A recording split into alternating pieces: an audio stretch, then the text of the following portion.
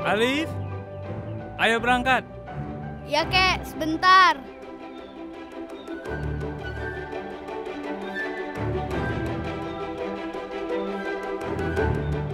Kita mau kemana kek? Kakek mau ajak kamu jalan-jalan keliling kota. Banyak bangunan dan tempat bersejarah yang ingin kakek tunjukkan ke kamu. Salah satunya, bangunan kantor tempat kakek bekerja dulu. Wah, asik tuh. Tapi kita naik sepeda ini kek. Iya, ini sepeda kesayangan kakek. Ayo. Ayo naik. Dah, naik.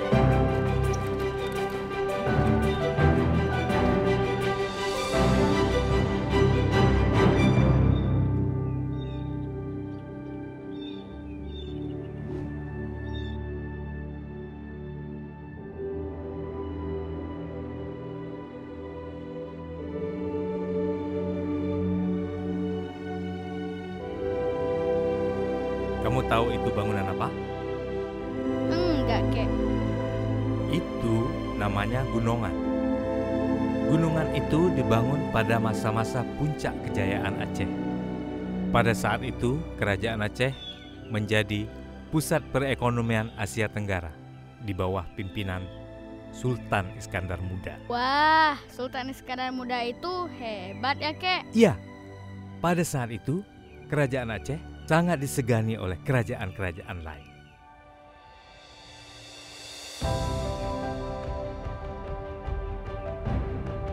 Sultan Iskandar Muda memiliki istri bernama Putro Phang yang berasal dari negeri Pahang. Ketika itu Putro Phang sangat rindu akan kampung halamannya. Untuk mengobati kerinduan itulah Sultan Iskandar Muda membangun gunungan yang bentuknya berbukit-bukit menyerupai keadaan alam negeri Pahang sebagai bentuk hadiah. Pada masa Sultan Iskandar Muda, wilayah Kesultanan Aceh yang sangat luas sampai ke Tigu, Pariaman, dan Riau di Sumatera, serta Pahang dan Kedah di semenanjung Tanah Melayu, Malaysia. Bahkan pada masa pemerintahan kakek Iskandar Muda, Sultan Said Al-Mukamil, Aceh menjadi kerajaan pertama di Asia yang mengirimkan utusan ke Belanda tahun 1602 untuk mengakui kemerdekaan Belanda atas Spanyol. Utusan Aceh tersebut dipimpin oleh Tuanku Abdul Hamid dengan anggota Laksamana Sri Muhammad dan Mir Hasan, membawa surat Sultan Aceh kepada Pangeran Maurice di Belanda. Akibat suhu yang terlalu dingin mengakibatkan Tuanku Abdul Hamid meninggal dunia dan dikuburkan dalam sebuah gereja di Middelburg, Belanda.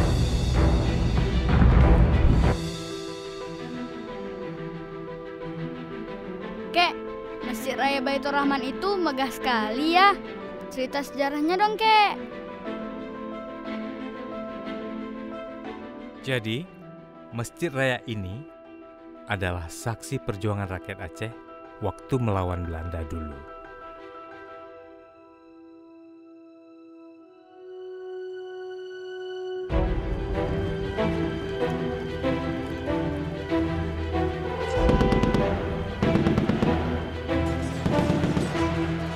Aceh merupakan daerah penghasil rempah-rempah terbaik di dunia. Hal ini membuat Belanda tertarik untuk menguasai Aceh. Usaha pertama Belanda ketika ingin menguasai Aceh berhasil digagalkan oleh pejuang Aceh dengan tertembaknya Jenderal Kohler di halaman Masjid Raya Baitur Rahman.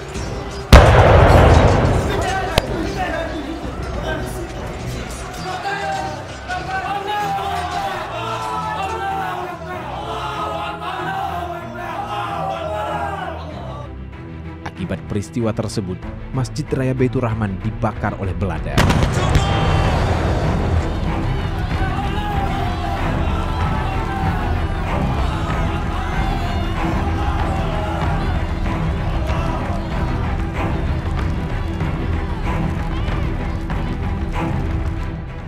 Kemudian Belanda membangun kembali Masjid Raya dan diresmikan pemakaiannya tahun 1881 dalam upaya menarik simpati rakyat Aceh untuk menghentikan perlawanan terhadap Belanda.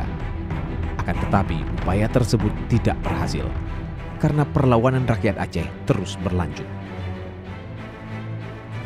Jenderal Kohler pun kemudian dikebumikan di kuburan Belanda Kerkhof Pochun yang dibangun pada tahun 1880.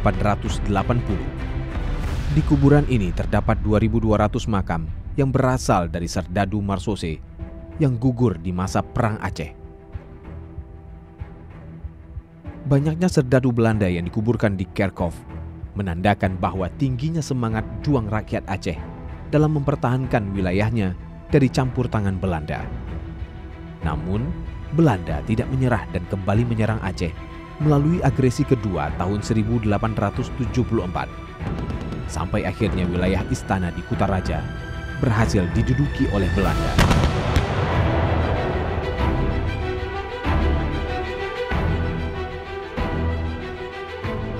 Pada waktu itu, Aceh itu termasuk 5 besar di dunia.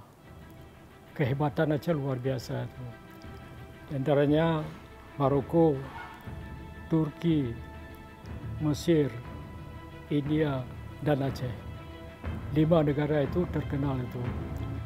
Oleh karena itu semua, masyarakat dunia tertarik kepada Aceh. Dan yang datang ke Aceh itu saat itu tidak mungkin membawa uang kertas, karena uang kertas di sini kan tidak berlaku. Jadi yang mereka bawa itu adalah uang logam seperti koin dari emas dan perak. Itu yang banyak mereka bawa itu.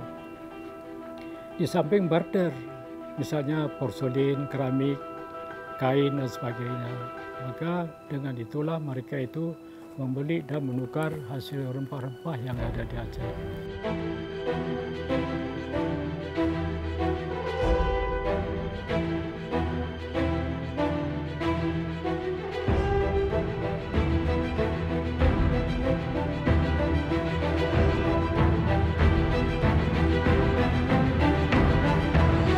Untuk itu, diperlukan kantor cabang, Djavace Bank atau yang disingkat DJB sebagai perangkat perbankan dalam mengatur permodalan, perkreditan, serta pembayaran bagi kelancaran usaha-usaha pedagang di Kutaraja.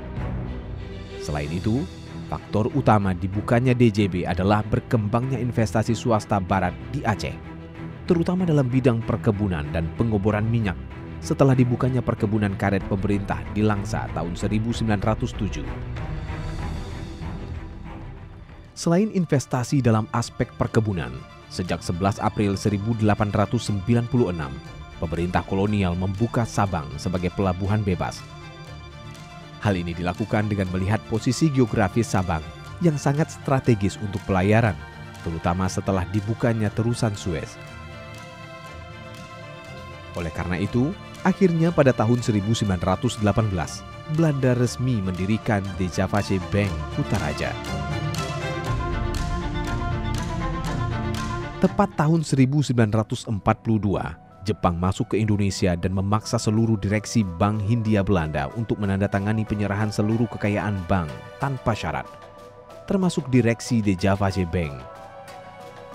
Sebab itu, pada tanggal 20 Oktober 1942, Djavace Bank Kutaraja resmi ditutup total dan diambil alih oleh Jepang, yang kemudian berganti nama menjadi Yokohama Specie Bank.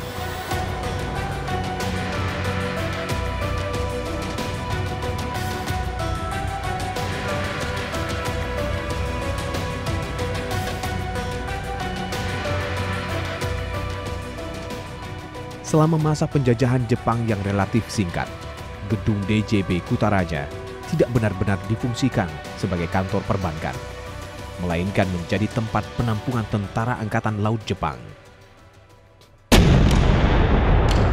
Hingga sampai masa ketika Amerika membombardir Hiroshima dan Nagasaki, memaksa Jepang harus angkat kaki dari Indonesia. Kesempatan tersebut langsung dimanfaatkan para pemuda Indonesia dengan memproklamirkan kemerdekaan. Proklamasi kami, bangsa Indonesia, dengan ini menyatakan kemerdekaan Indonesia. Pasca kemerdekaan, gedung DJB Kutaraja masih belum bisa memulai kegiatan operasionalnya, dan untuk sementara waktu, perannya dialihkan ke DJB Medan.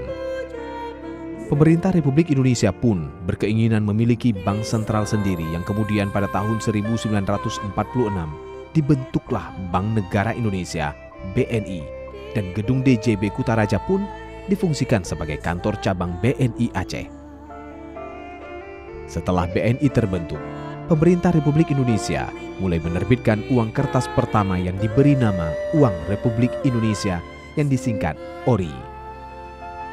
Namun, peredaran ORI tidak berjalan lancar di Pulau Jawa, sehingga pemerintah Republik Indonesia memutuskan untuk memberikan hak kepada daerah-daerah untuk menerbitkan uangnya sendiri. Perwakilan pemerintah Republik Indonesia di Aceh pun kemudian menerbitkan uang kertas yang disebut dengan ORIDA.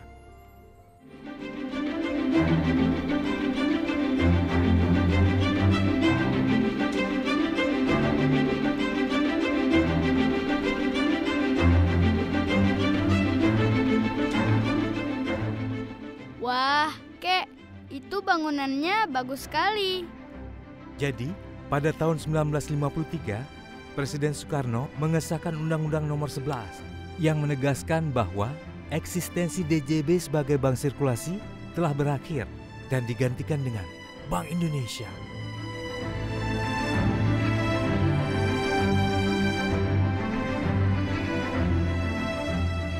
Dengan berlakunya undang-undang tersebut mulai 1 Juli 1953, maka Bank Indonesia bukan hanya ditetapkan sebagai bank sirkulasi, tetapi juga sebagai Bank Sentral Republik Indonesia. Sedangkan di Aceh sendiri, setelah diterbitkannya surat edaran nomor 11/102 yang menyatakan bahwa kantor cabang DJB Kutaraja tepat tanggal 2 Maret 1964 secara resmi menjadi kantor cabang Bank Indonesia di Banda Aceh. Kantor Bank Indonesia yang disingkat KBI Banda Aceh merupakan jaringan kerja yang berperan dalam perencanaan, pelaksanaan tugas operasional, dan kebijakan kantor pusat Bank Indonesia. Dengan demikian, KBI Banda Aceh berperan secara aktif dalam mendukung pelaksanaan tugas-tugas utama Bank Indonesia di Aceh. Itu Bank Indonesia ya sebagai bank sentral itu sangat berperan. Sekarang ini saya pikir kalau tidak ada bank yang dibawahi oleh Bank Indonesia, saya pikir tidak bisa berjalan itu. Perdagangan tidak bisa berjalan. Itu bukan sekarang, sejak dulu kita lihat kan. Bagaimana pembangunan di Indonesia itu, Bank Indonesia adalah yang tercantik dari bangunan-bangunan lainnya.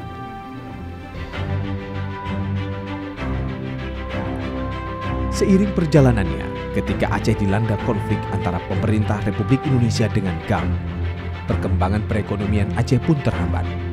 Konflik yang berkepanjangan itu akhirnya mengakibatkan pertumbuhan penyaluran kredit oleh bank-bank di Aceh semakin memburuk. Peran BI dalam menanggulangi permasalahan kredit macet tersebut ialah dengan mengucurkan kredit likuiditas Bank Indonesia sebesar 1,8 triliun rupiah yang saat itu dikelola oleh PT Permodalan Nasional Madani yang bertujuan mempercepat penanganan ekonomi Aceh. Kebijakan tersebut akhirnya membawa angin segar bagi jalannya roda perekonomian Aceh.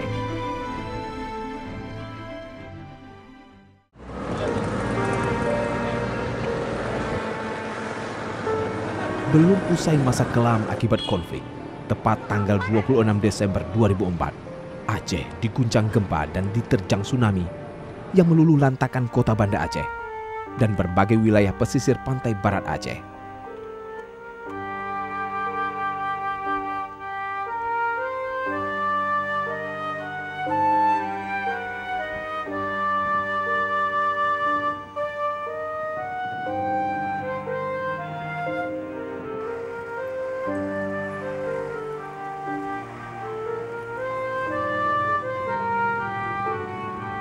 Dalam kondisi yang dipenuhi keputusasaan oleh karena pukulan gempa dan tsunami, ditambah dengan masih adanya instabilitas sosial, politik, dan ekonomi, Bank Indonesia tetap berusaha memberikan kontribusinya secara optimal demi membangun kembali harapan masyarakat Aceh.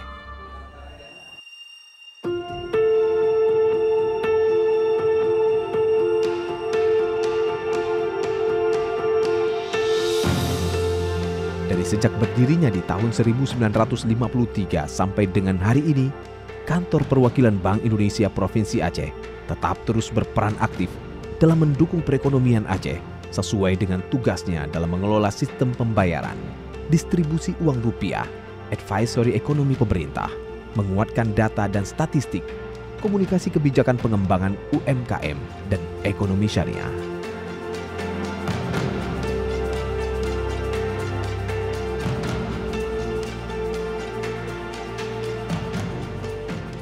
Untuk membangkitkan kembali kerajaan Aceh yang pernah terjadi di Aceh itu, yang pertama adanya sosialisasi pemerintah terhadap kegiatan ekonomi, politik dan keamanan yang ada di sini. Itu satu. Terus yang kedua, adanya koordinasi antara pemerintah dan DPRA di sini agar sinkron semuanya. Jadi tidak satu ke timur, tidak satu ke barat, kita tidak bisa pernah ketemu. Jadi koordinasi ini sangat penting. Jadi sosialisasi dan koordinasi itu yang diutamakan kalau ingin membangun Aceh. Ya. Rincong pedeng pusaka ayah, rudoh siwah kreh warisan, niba udep dalam susah, bah mano darah di tengah padang. Alif, kamu harus terus punya semangat berjuang. Layaknya gedung Bank Indonesia ini, walaupun dibangun pada zaman penjajahan, ditempa gempa, diterjang tsunami, namun tetap berdiri kokoh sampai hari ini. Iya kek, Alif akan selalu ingat semangat itu.